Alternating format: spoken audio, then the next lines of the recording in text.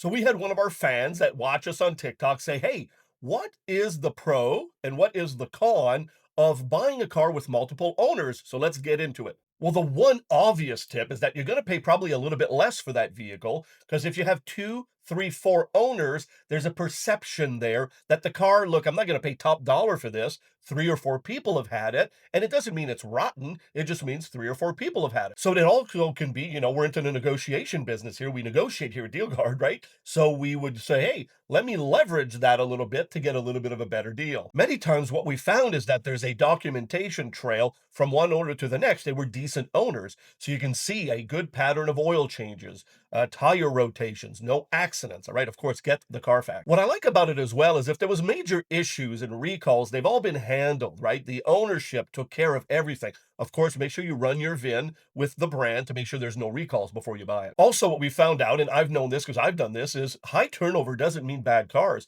It could be an executive that literally had nobody sit in the passenger seat. Nobody sat in the back seat. They didn't even use the trunk, and they rotate these 2-year leases, or they turn them in early because of job changes and things are going on, whatever, whatever. It's not necessarily a bad thing.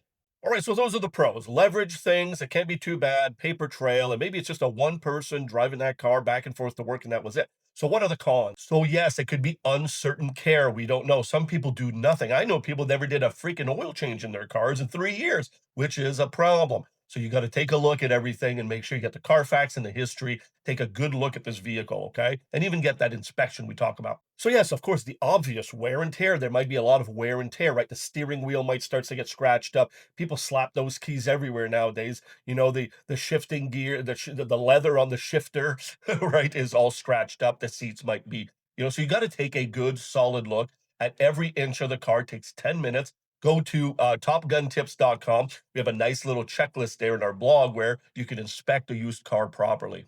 And yes, the almighty hidden problems, right? A few people might have known about a problem they did not fix. And that is, it's just a problem. It's one of those risks. There's some pros and cons. All right, so pros do this. They get the history report and read every word. They take a look at the car. They ask the right questions and they get the inspection done when it makes sense for them. That way they have a really nice, really good deal on a used car that had three owners that nobody even sat in the back seats. All right, if you like our tips, make sure you save this one and give us a follow, and we'll see you in the next tip.